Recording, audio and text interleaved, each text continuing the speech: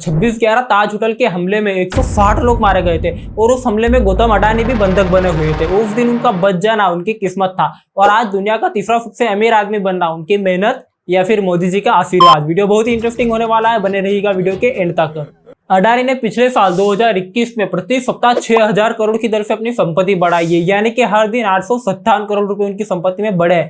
जो दुनिया का सबसे अरबपति इंसान नहीं कर सका वो अडानी ने कैसे कर दिया। 2020 के बाद जो जादू शेयर मार्केट में अडानी के साथ हुआ ना, आप उसे देखकर चौंक जाएंगे और आप भी कहेंगे कि काश मैं भी 2020 में अडानी के शेयर्स खरीद लेता तो आज पैसा ही पैसा होता। 2020 के बाद अडानी ग्रीन और अडानी टोटल गैस के शेयर 1000% से भी ज्यादा ऊपर उठे हैं। अडानी इंटरप्राइजेस के शेयर 1400% से भी ऊपर उठे हैं। अडानी पोर्ट के शेयर 120% से भी अधिक बढ़ गए और इसी 2 साल की अवधि में अडानी ट्रांसमिशन 1000% से भी ज्यादा ऊपर उठा है। जिस हिसाब से अडानी के शेयर्स की प्राइस ऊपर उठ रही है, सच बोल रहा हूँ, अगर ये बबल फूट गया ना तो आपके साथ साथ में ये इंडियन इकोनॉमी को भी ले डूबेगा।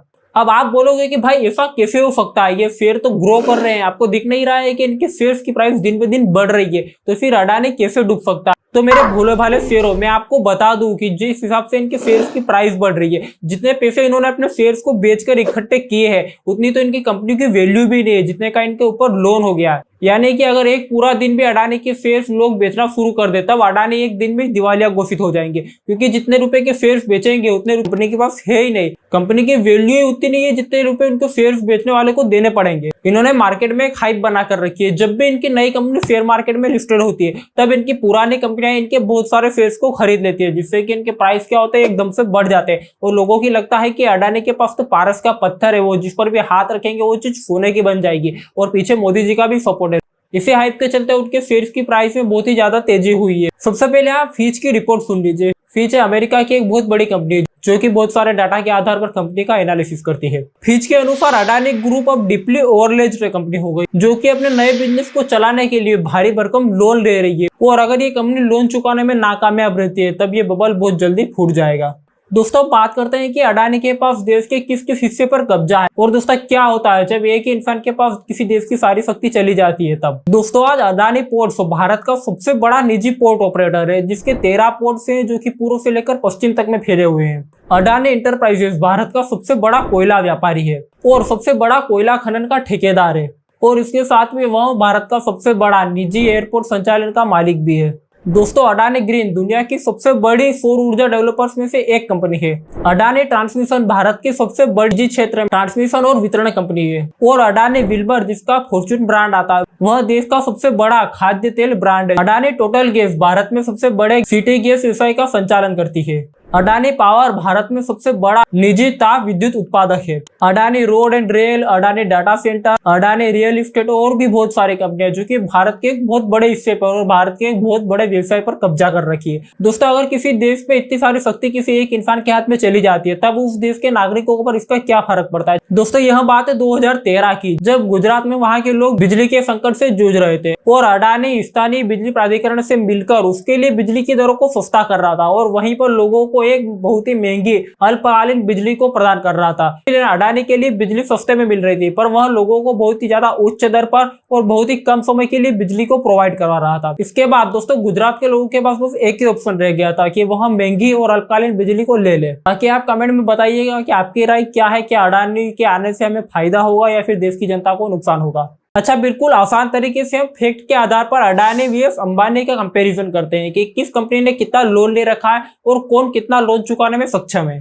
तो मार्च 2022 तक अडानी ग्रुप पर 2.2 लाख करोड़ का कर्ज है। वहीं मार्च 2022 तक रिलायंस ग्रुप पर 3 लाख करोड़ का कर्ज है। दोस्तों रिलायंस के ऊपर अडानी से भी ज्यादा कर्ज है। दोस्तों आप बोलोगे कि अब कर्ज तो अंबानी के ऊपर अडानी से भी ज्यादा है, 3 लाख करोड़ का कर्ज है, तब आप ऐसा कैसे बोल रहे हो। तो इसके पहले आप आगे के फैक्ट को देखिए। दोस्तों रिलायंस के एनुअल रिपोर्ट के अनुसार रिलायंस की जो सालाना नेट प्रॉफिट इनकम है जो कि 1.1 लाख करोड़ है। इसी वजह से रिलायंस की इनकम के अनुसार उनका जो कर्ज चुकाने का रेशियो है वह 2.7 है, जो कि बहुत अच्छा माना जाता है और एक कंपनी के लिए काफी कंफर्टेबल होता है कर्ज को चुकाने के लिए।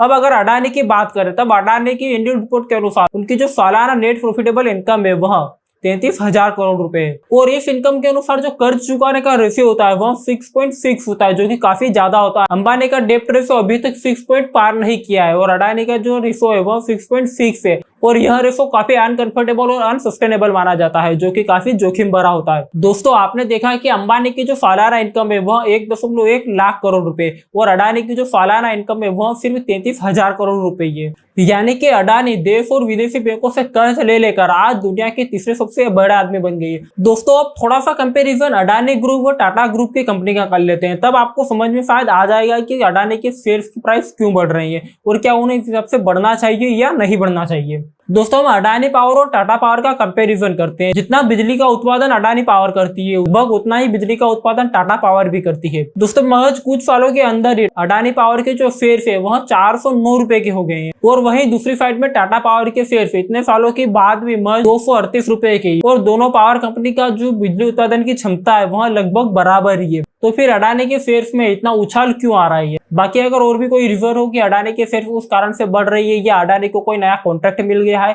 या और भी कोई रीजन हो कि अडानी की कंपनी बहुत ही अच्छा परफॉर्मेंस कर रही है, तब आप कमेंट में एक बार जरूर बताइएगा।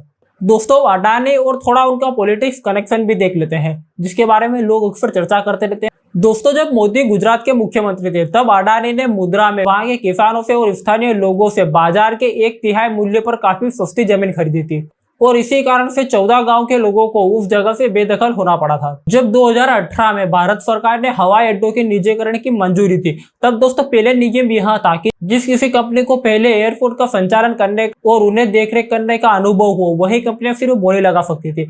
परंतु इन नियमों में बदलाव किया गया। अब नियम ऐसे बना दिए गए कि कोई भी इंसान बोली लगा सकता है, जिसको पहले अनुभव हो या चाहे अनुभव नहीं हो। फिर बिना अनुभव वाले गौतम अडानी भी इस रेस में शामिल हुए और देश के 6 के 6 एयरपोर्ट रातों रात अडानी के कब्जे में आ गए और वे देश के सबसे बड़े निजी एयरपोर्ट संचालक बन गए। लोगों का मानना है कि अडानी वैसे वैसे ऊपर उठे जैसे जैसे मोदी राजनीति में ऊपर उठे। दोस्तों, किसी भी देश में किसी भी बड़े बिजनेसमैन का राजनेता से संबंध होना एक आम बात है और बड़े बड़े राजनेता से उनकी दोस्ती होती है, तब उनके लिए बिजनेस करना बहुत ही आसान हो जाता है। दोस्तों, मैं तो भगवान से एक ही दुआ करूंगा कि अडानी का ये बबल फूटे नहीं और वो भारत को और भी बहुत आगे लेकर जाए। वैसे आपका मानना क्या है? कमेंट में एक बार जरूर बताना और ऐसे ही नॉलेजेबल वीडियोस के लिए इस चैनल को सब्सक्राइब करते हुए जाना।